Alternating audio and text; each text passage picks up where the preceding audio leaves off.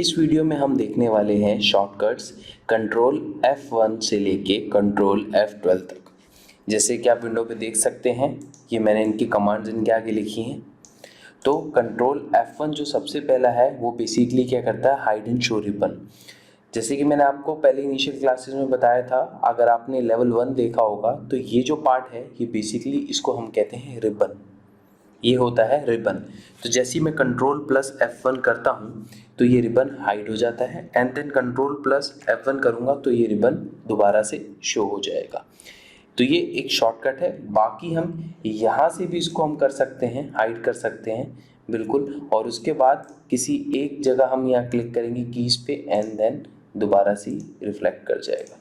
ठीक है, तो शॉर्टकट क्या था, कंट्रोल F1 से ये हाइड हो जाएगा, कंट्रोल F1 से ही शो हो जाएगा, and this area is basically called the ribbon.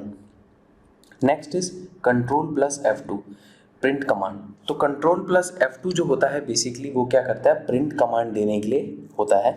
जैसे कि आप देख सकते हैं, आप यहाँ कॉपीज डिफाइन कर सकते हैं, आपको एक कॉपी चाहिए, 2 कॉपी चाहिए। मैंने जो लिखा है अपनी एक्सेल शीट पे वो यहाँ रिफ्लेक्ट कर रहा है, और यहाँ पे आप देख सकते हैं कि आपको सेटिंग्स में वो कैसे चाहिए, लैंडस्केप चाहिए, पोर्ट्रेट चाहिए, लेटर्स, तो सब चीज़ें आपको प्रोवाइडेड यहाँ होती हैं। तो control plus F2 basically print command के लिए है। एस्केप प्रेस करेंगे, वापस आ जाएंगे, एंड देन अब बात करते हैं कंट्रोल प्लस F3 की, जो कहता है डिफाइन नेम। तो डिफाइन नेम बेसिकली तब हेल्प करता है कि अगर सपोज मैंने किसी रेंज को डिफाइन करा है किसी नाम से, और अगर मुझे ढूंढना है तो मैं यहाँ नेम बॉक्स में जाके टाइप करके उस पर्टिकुलर रेंज को ढूंढ सकता हूँ। तो उसके लिए पहले मुझे क्या करना पड़ेगा, डिफाइन करना पड़ेगा नेम रेंज। तो कंट्रोल F3 में यहाँ प्रेस करता हूँ तो एक डायलॉग बॉक्स मेरे सामने नेम मैनेजर का ओपन हो गया है। इसको यहाँ ले आते हैं, एंड देन मैं इसमें एक काम करता हूँ, मैं एक न्यू पे क्लिक करता हूँ, ठीक है, और मैं न्यू पे जाके इसी रेंज को सिलेक्ट करता हूँ। सपोज ये वाली कंट्रोल वाली मैं रेंज को सिलेक्ट करता हूँ, यहाँ मैं डिलीट करता हूँ, एंड मैंने इस पूरी रेंज को यहाँ सेलेक्ट कर लिया, और मैंने इसका नाम लिखा बेसिकली सीरीज़। ठीक है, सीरीज़ के नाम से मैंने इसको सेव कर दिया। ठीक है, सीरीज़ या सीरीज़ के नाम से हमने इसको सेव कर दिया। ठीक है, अब ये वाला पर्टिकुलर रेंज मैंने सीरीज़ के नाम से सेव कर दिया, देन ओके, और ये मेरे सामने नेम मैनेजर का डायलॉग बॉक्स आएगा, एंड देन इसको क्लोज कर देंगे। अब मैं यहाँ पे जाता हूँ E4 में, तो एक सीरीज़ एक टेबल 5 दिख रहा है, बट टेबल 5 भी कोई रेंज डिफाइन है। तो टेबल 5 अभी मैं आपको दिखाऊंगा, उससे पहले हम सीरीज़ देखते हैं। जैसे हम सीरीज़ पे क्लिक करेंगे तो आप देख सकते हैं यहाँ पे पूरा का पूरा इसने इसको सेलेक्ट कर लिया। सिमिलरली इस वाले टेबल को मैंने बेसिकली, इस रेंज को मैंने टेबल 5 के नाम से जो है सेव करा था। फॉर एग्जांपल मैं यहाँ पे जाता हूँ, टेबल 5 करता हूँ, तो इस पर्टिकुलर रेंज को सेलेक्ट कर लेता है। तो आप करते क्या हैं, डिफाइन नेम से आप एक पर्टिकुलर रेंज को डिफाइन कर देते हैं। बाकी फिर आप कहीं पे भी अगर काम कर रहे हैं, आप नेम बॉक्स पे आएंगे, ठीक है, नेम बॉक्स पे आके आप उसको सेलेक्ट करेंगे, आप उसी जगह पे आ जाएंगे। बस आपको रिकॉल करना ये पड़ेगा कि आपको अपने टेबल की रेंज का नाम पता होना चाहिए जो भी आपने रखा है। ठीक है, चलिए आगे मूव करते हैं। Control F4 that is close window. बहुत सिंपल है, एक ये तरीका है कि मैं विंडो को यहाँ से क्लोज कर सकता हूँ। जैसे ही मैं प्रेस करूँगा मुझसे ये डायलॉग बॉक्स आएगा, सेव, डोंट सेव और कैंसिल का, जो कि बहुत ईजी है। सेव करेंगे तो ऑब्वियसली आपकी फाइल सेव होकर बंद होगी, डोंट सेव करेंगे तो बिना सेव हुए बंद हो जाएगी, कैंसिल करेंगे तो जो मैं करने वाला हूँ कैंसिल, तो ये ऑप्शन जो है हट जाएगा।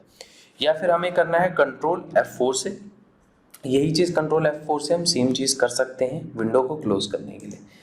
आगे बढ़ते हैं और हम देखते हैं control F5 basically restore window size. जैसे ही कंट्रोल 5 करूँगा यही विंडो का साइज जो है आपके सामने स्क्रीन पे, ये आप देख सकते हैं, ये रीस्टोर हो गया। मतलब आप इसकी साइज को चेंजेस कर सकते हैं, या आप इसके साइज को अकॉर्डिंगली बढ़ा घटा सकते हैं। आगे अगर वापस मुझे इस साइज पे आना है, अपने ओरिजिनल साइज पे जो था, उसके लिए भी मैं आपको बताता हूँ। यहाँ आप देख सकते हैं लिखा है control F10 that is restore workbook या रीस्टोर विंडो।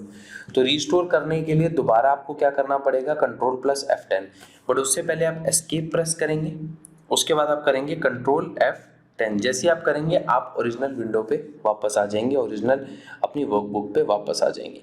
तो कंट्रोल F5 से क्या हुआ, मैंने विंडो साइज को जो है रिस्टोर करा, और F10 से मैंने दोबारा अपनी सेम ओरिजिनल वर्कबुक पे मैं आ गया। तो अगर साइज इंक्रीज डिक्रीज करना है तो कंट्रोल F5 करेंगे, और वापस अगर ओरिजिनल पोजीशन पे आना है तो रिस्टोर करने के लिए क्या है, कंट्रोल प्लस F10। अब आगे बढ़ते हैं कंट्रोल F6। कंट्रोल F6 ऐसा है कि अगर मैंने मान लीजिए यहाँ पे अगर दो, आप देख सकते हैं दो एक्सेल खोल रखी है, एक F1 से F12 वाली एक्सेल और एक कंट्रोल F1 से कंट्रोल F12 वाली शॉर्टकट की, दो मैंने वर्कबुक्स बेसिकली खोली है। तो कंट्रोल F6 कहता है एक वर्कबुक, दोनों वर्कबुक पे आप इजीली जो है कभी ये कभी वो, जैसे हम करते थे ना ऑल टैब, वैसे ये फंक्शन है। तो कंट्रोल F6 में जैसे ही करूंगा तो नीचे वाली वर्कबुक आ गई अपनी और ये दोबारा, तो कंट्रोल F6 करके अगर आप कोई काम कर रहे हैं तो इजीली आप उस काम को कर सकते हैं। ठीक है, तो दोनों वर्कबुक्स आपकी दिख रही है, ऐसे तीन होंगी तो तीनों चलेंगी। तो इस तरीके से नेक्स्ट वर्कबुक आपकी आती रहेगी। Next is control F7। Control F7 कहता है विंडो को मूव करने के लिए। अब देखिए अगर मेरे सामने आपके चार एरोज हैं, मैं एरोज को कीज को प्रेस कर रहा हूँ तो मेरे इंटरनली आप देखेंगे ये मेरा मूव कर रहा है, ठीक है, बट मेरी विंडो मूव नहीं कर रही। उसके समझाने के लिए मैं आपको एक सबसे पहले कंट्रोल F5 दोबारा करता हूँ, विंडो को छोटी करता हूँ। अगर अब भी मैं अगर अपनी एरोज कीज को देखता हूँ तो एरोज कीज अभी भी इंटरनली मूव कर रही है, बट द मोमेंट मैं इसको जो है कंट्रोल F7 प्रेस करके करूंगा तो अब देखेंगे उन्हीं एरोज की से मैं जब करूंगा तो अब मेरी पूरी प्रॉपर विंडो मूव हो रही है। आप समझ गए होंगे, अब मेरी विंडो मूव हो रही है इंटरनली। ये जो है फ्रीज हो चुका है, माउस से भी हिला के देख सकते हैं, तो ये फ्रीज हो चुका है, माउस से भी हिला सकते हैं आप इसको, जो है कीबोर्ड से भी इसको मूव कर सकते हैं। वापस आने के लिए एस्केप और कंट्रोल F10 करेंगे, फिर से हम वापस रिस्टोर कर लेंगे वर्कबुक को। तो ये था किस तरीके से विंडो को मूव किया जाए। रीसाइज विंडो जो है बेसिकली वो भी ऐसा ही है, उसके लिए भी मैं कंट्रोल F5 करके दोबारा उस विंडो पे आता हूँ और कंट्रोल F8 करके मैं दिखाता हूँ कि किस तरीके से आप अपनी विंडो को उन्हीं एरोज की से आप देख सकते हैं मैं रिसाइज कर रहा हूँ। देख रही बढ़ रही है विंडो, ठीक है। इसी तरीके से वापस करूंगा तो मेरी विंडो जो है कम होने लग जाएगी। तो यहाँ से क्या है, इस ऑप्शन से आप विंडो को बढ़ा और घटा सकते हैं, रिसाइज कर सकते हैं। दोबारा एस्केप प्रेस करेंगे एंड कंट्रोल F10 ओरिजिनल अपनी वर्कबुक पे आने के लिए। तो ये कंट्रोल F10 से रिस्टोर कर लिया मैंने। आगे बढ़ते हैं, कंट्रोल F11 क्या है, basically new macro sheet open करने के लिए। अच्छा, मैक्रोस को समझने के लिए आप लेवल 3 देख सकते हैं जिसके अंदर मैंने मैक्रो समझाया है। फिलहाल अभी मैं कंट्रोल F11 करके इसी शीट के आगे एक मैक्रो की शीट ओपन हो जाएगी। कंट्रोल F11 करूंगा तो इसी के आगे आप देख सकते हैं एक मैक्रो शीट ओपन होगी। तो न्यू मैक्रो शीट ओपन करने के लिए कंट्रोल प्लस F11। आगे कंट्रोल प्लस F12 क्या है, अगर आपको कोई चीज ओपन करनी है कंट्रोल प्लस F12 तो आप उसको फाइल को ओपन कर सकते हैं। सपोज जैसे मेरे यहाँ पे ये सारे हैं, मैं डेस्कटॉप पे जा सकता हूँ और यहाँ पे ये मैंने सब पार्ट अपने रखे हैं, तो इसमें मैं एक्सेल शॉर्टकट्स मैंने अभी जैसे बनाए हैं। तो अभी तक जैसे F1 F12 वाली शीट मुझे ओपन करनी है, मैं कर सकता हूँ। देखिए मेरी ओपन होगी, F1 F12 की शीट ओपन होगी। तो बेसिकली ये क्या था, ओपन करने के लिए मैंने इसकी जो है हेल्प ली थी यहाँ पे। Thanks for watching.